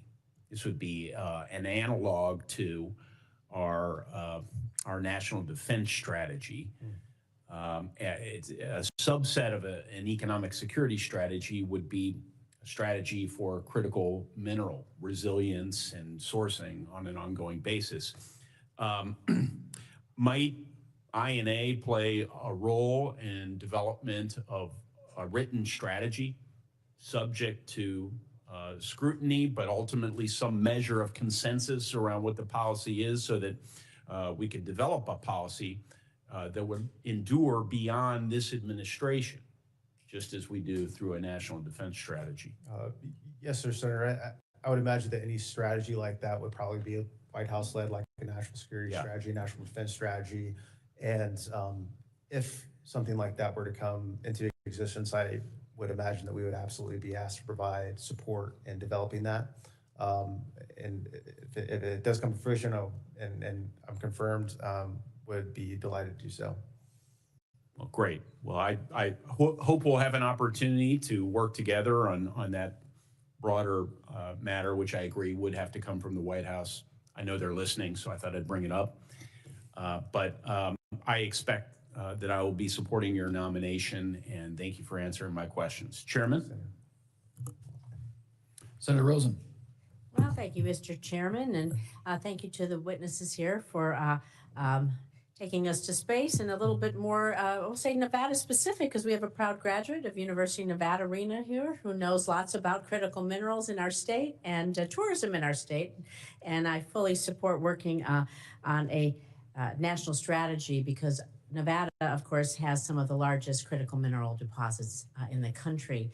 And so we are very mineral rich, as you know, and thank you for being here. But I'm going to focus a little bit on tourism. I'm going to bring us down to earth and ask about my travel and tourism work and some of the bills that we've had. Because in 2023, I had a bipartisan bill, the Omnibus Travel and Tourism Act, was signed into law, and that bill created a position of Assistant Secretary of Travel and Tourism at the Department of Commerce. The new position is the first tourism dedicated assistant secretary in the United States, and among other matters is responsible for setting annual visitation goals, creating whole of government strategies to ensure that visitation goals are met, establishing interagency coordinations to support U.S. tourism, which I would argue is in the top economic driver of every state in our great nation. This new office will also play an essential role to reducing barriers to travel and leveraging new technologies to make travel safer and more efficient. However, despite the critical importance of this role, especially as the tourism industry continues to face significant challenges amid global uncertainty, the position remains vacant. Moreover, there's currently no Deputy Assistant Secretary for Travel and Tourism in place either.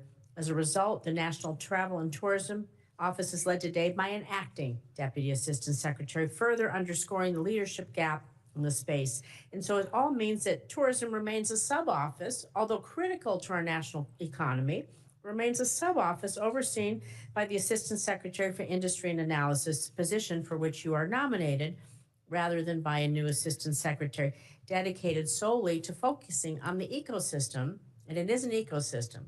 It's weather, it's infrastructure, it's workforce, it's broadband. We could go on, but someone who really focuses on this strategy for our economic growth.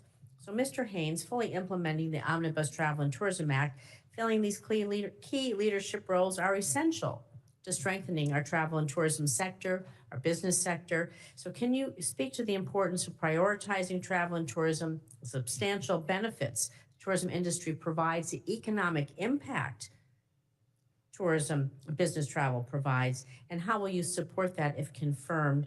And until such time we can get an Assistant Secretary for Travel and Tourism.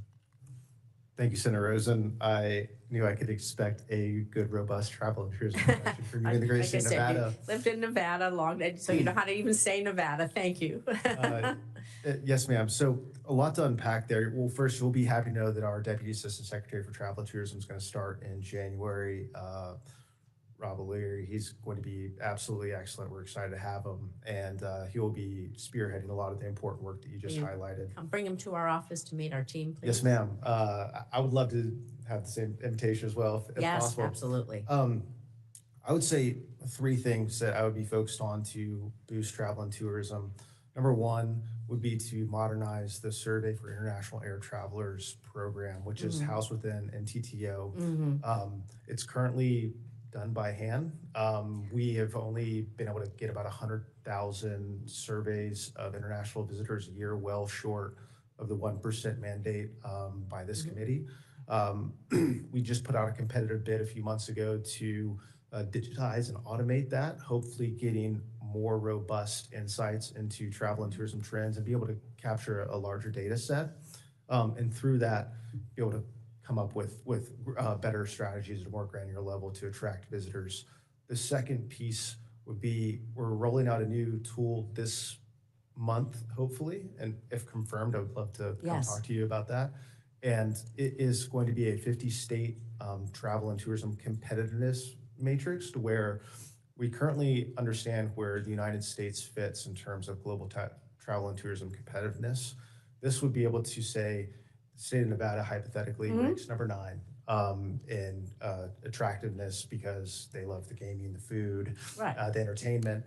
But international visitors thought the weather was bad, the infrastructure, just you name it, and be able to come up with concrete recommendations for every 50 state of how to increase their competitiveness as a travel and tourism destination. This is a program that we're very excited about, would like to roll out far and wide. I would look forward to collaborating with you on that, because we've been doing a lot of work on it over the last 6 or 7 years, and I have some significant input that might be helpful to you. And I welcome you working with our team to make it as robust as possible, because there's a lot of pieces and parts that go into making places attractive. A lot of it's infrastructure. And so there's a lot to talk about there. So I appreciate that. Yes, ma'am, Senator Rosen. And on the Assistant Secretary piece, obviously, only the President can nominate someone. I will say with the, let's say, bureaucratic minutia, the authorization is well recognized. I know that Secretary Lennick puts a high value on that. Still would need an appropriation to build it out. I think it's going to be about $3.5 million. We have appropriated the money in prior budgets. We're currently, our NTTO budget is about $7 million. $6 million of that is SIAT, and at least within the $56 million contract or budget within INA. I don't want to say there's no money in the banana stand, but I think we'd be looking to a specific appropriation from CJS to build that out. Thank you. I see my time is up. I see Senator Capito there. Thank you. Mr. Isaacman, I'll submit my questions on microgravity and other things in all great space for the record. Thank you. Thank you. Thank you both for being here. And Mr. Haynes, thank you for your willingness to serve. I think most of my questions are going to go to Mr. Isaacman, but so I didn't want you to take that as a slight in any form or fashion. So I have been a strong supporter of the growing West Virginia. We talked about this, West Virginia, Pennsylvania, Ohio space economy for many years, and believe that this region, perhaps best known for its energy and infrastructure prowess, has a unique opportunity to emerge as a leader in space energy and infrastructure. So, Mr. Isaacman, as someone who's built successful businesses in Pennsylvania, what role do you see for states like Pennsylvania, West Virginia, and Ohio working regionally that can share the space and technology attributes that are not in Texas, Alabama, Florida, California? I'm glad Senator Cruz is not here, in shaping the future of America's space ambitions. Senator, I really appreciate the question. Certainly, as a resident of Pennsylvania, I'd love nothing more than to see more of our students who graduate go in fields that are relevant to aerospace.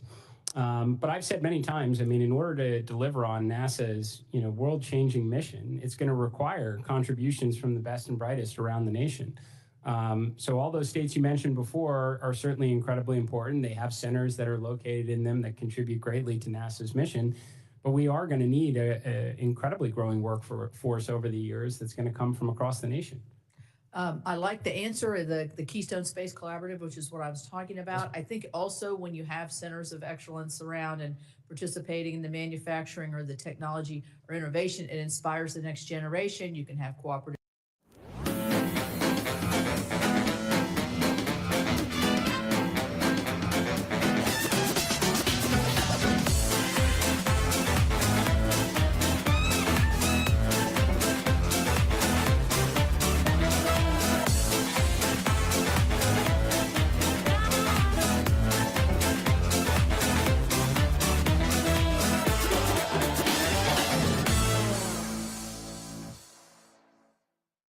You're prompting cursor over 100 times a day, but typing detailed context takes forever. So you send lazy prompts and you get mediocre results. I've been there and it's not fun. Let me show you how I changed my entire dev workflow. I use WhisperFlow to dictate full prompts with complete context. I describe what I need in plain English and Flow formats it with proper casing, file paths, and function names. Everything I know you hate typing. Instead of typing out file names, I can just reference them by voice. Watch this. Fix the authentication bug in authcheck.ts and update the error handling in userservice.ts to match. Just like that, it tags the file automatically. It works wherever you code. And the difference in AI output quality is massive because it's so much easier to give Flow more context. It gets it right on the first prompt, while others need 3 or 4 exchanges just to get the same result. Level up your vibe coding. Get WhisperFlow and build 4 times faster with AI that actually understands you.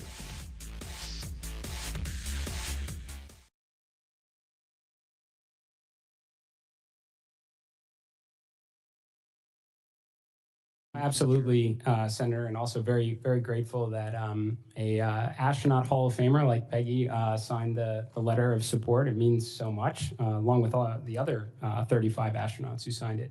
I'm very interested in taking that visit, ma'am, because I think in a world that we all envision someday in the future with lots of space stations and deep space missions, the reliance traditionally on mission control and hardware will diminish as we need to have more onboard decision making and perhaps even the inclusion of AI onto some of our vehicles and even satellites, which will only increase the importance in terms of the integrity of the software. So I think it will obviously have a continuing role to support NASA, but perhaps many other agencies within the government as well.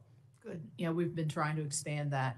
I would just very quickly, and this is not a short answer kind of question, but as we see the pursuit of our space program and others around the world, the Chinese in particular, to try to get back to the moon, there's a lot of discussion on power generation on the moon. And I don't know what your thoughts are here. I don't know if lunar surface power programs, I know it's talked about nuclear, but also solar. I mean, what are your ideas here, and how far along are we on this? Senator, so I love this topic, so I could far exceed our time here. So I want to offer up, I would welcome any opportunity to discuss further, but I'm very big in nuclear in space. I mean, there are numerous applications for it. There's propulsion applications with nuclear electric, nuclear thermal propulsion. There's surface power requirements. We're going to need surface power, for applications that don't have direct sun exposure. We're going to need surface power to likely manufacture propellant for missions to and from Mars, and certainly deeper space exploration missions where there's less solar effectiveness. So it's an area that I think is squarely within NASA's mission to be working on the near impossible, to do what no one else can do and attract the talent that will want to work on exciting mini Manhattan Project-like programs. Thank you. Thank you both, and thank you both for your willingness to serve.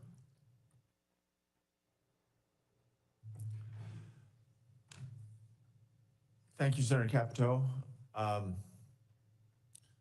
Let me start with Mr. Haynes. I appreciate we followed the discussions around critical minerals. I want to make sure that we emphasize that's a bipartisan effort. I think the coordination and continuity of programs, there's not a pendulum going back and forth between administrations, focusing on the access to capital, workforce training. We are woefully behind, not just China, but many of our allies in terms of how we find that workforce. So I won't rebuild that or litigate that discussion. Just only want to emphasize it is bipartisan. This is something that should be a high priority.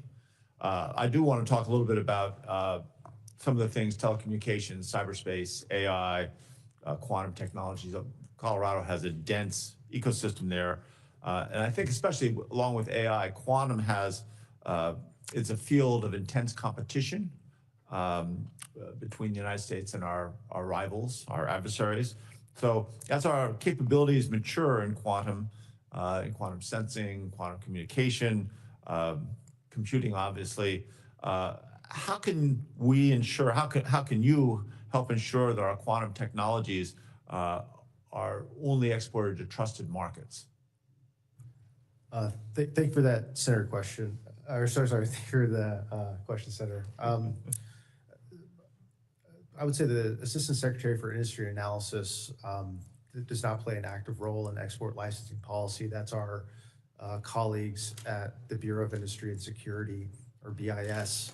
I will say that we have and will continue to engage actively with industry to see where those markets exist and also understand the national security implications of those technologies, where they rack and stack in terms of competitiveness with international competitors. And we could provide that information to the Bureau of Industry Security as they're making their licensing decisions, but we don't are not actively involved in any export licensing policies or decisions. Great, I appreciate that. And I think we've got a lot of work to do on there. Mr. Isaacman, we share the same bipartisan goal that the United States should be laser focused on returning American astronauts to the moon, reaching the next frontiers in space exploration. I think I'm still the only scientist in the Senate who's actually done provided peer-reviewed papers. Back in May, you answered some of our written questions. I thought this was very well stated, so I repeat it, that you want NASA to be a force multiplier for science, which I think is essential, launching more missions, more telescopes, more probes, more rovers. You also said that you can be expected to be a passionate advocate for science. You know, all of NASA's science and exploration missions, including both planetary and earth sciences, prioritizing these efforts is not about choosing one over the other, but rather identifying where the greatest breakthroughs are possible. Certainly now you're dealing with a budget issue that's fairly dramatic. So I wanted to see how you balance that. Can you confirm, you know, where you believe NASA's scientific and exploration missions, are they complementary, or do they end up becoming, because of budget issues, mutually exclusive? Well, Senator, first, I think the scientific side of NASA is just as important as human exploration, as is our work in aeronautics and technology development. I think that, as I mentioned to some of the other senators before, I understand earlier this year we had a presidential budget request. Of course, I do absolutely support the president in the goal of reducing the deficit and ensuring the nation's on good footing. But that said, a lot has changed since then. I mean, and this is something that if I am confirmed, I'd love to get my arms around, because we have been on a continuing resolution. I mean, earlier this year, I understood that perhaps even the Nancy Grace Roman telescope might launch under initial budget requests. I've since been informed that that is no longer the case. So simply put, Senator, I'd love to know where we stand today. But as I've told other senators, you know, in terms of dollars allocated from Congress, we will absolutely maximize the scientific value of every one of them. Sure, I appreciate that. And the Nancy Grace Roman telescope is a good example. Is Goddard Space Flight Center in a similar position in terms, I know that they're looking at certain potentially draconian changes to their budget? I mean, Senator, I'm I'm nothing more than I mean, I would read the same things that other people do. If you ask me, I think Goddard is very important to spearheading the scientific efforts of NASA. Right, great. We agree. I appreciate that, and I do recognize is the difficult choices that tight budgets create for all of you, and I appreciate that. I'm out of time, even though now I'm left to be the chair. I think the compulsion is that I have to curtail my questions, but I have a couple more questions I'm going to submit in writing to you guys. And again, I appreciate both of your willingness to serve the country in these roles. So Mr. Isaacman and Mr. Haynes, my last question, which I am not just allowed but required to ask of all nominees, if confirmed, do you pledge to work collaboratively with this committee to provide thorough and timely responses to this committee's requests and to appear before the committee when requested? Yes, Senator. Yes, Senator. I don't think NASA can accomplish its world-changing mission without the support of Congress. Right. Well, I think it has to be a close partnership, especially all the more so in these days of tight budgets. So thank you. I have literally dozens of letters of support from various organizations for both of your nominations. And we ask unanimous consent these letters be inserted into the hearing record without objection. So ordered. It's hard to have any objections when you control the room. Senators will have until the close of business on December 4th to submit additional questions for the record. The nominees will have until 11 a.m. on December 7th to respond to those questions. That's a pretty quick turnaround, but hopefully that doesn't put you in too difficult a position. That will conclude today's hearing. The committee stands adjourned.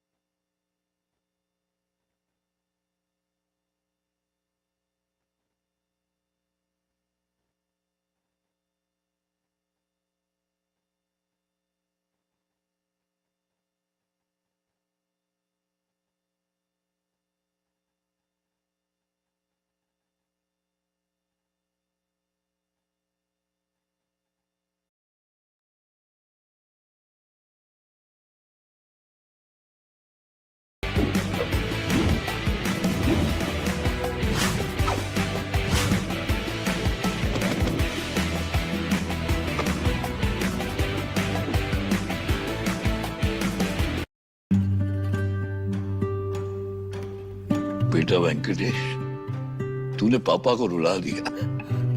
अब तक तो सिर्फ shawl मिलता था बेटा। This is a beauty. Venkatesh, मेरे लिए photo वाला गिफ्ट क्यों नहीं लाया? गिफ्ट्स इतने पर्सनल कि सबको लगे भेजने वाला सामने ही है। आओ बेटा, यहाँ बैठो। Send personalized gifts from igp.com, India की गिफ्टिंग साइट।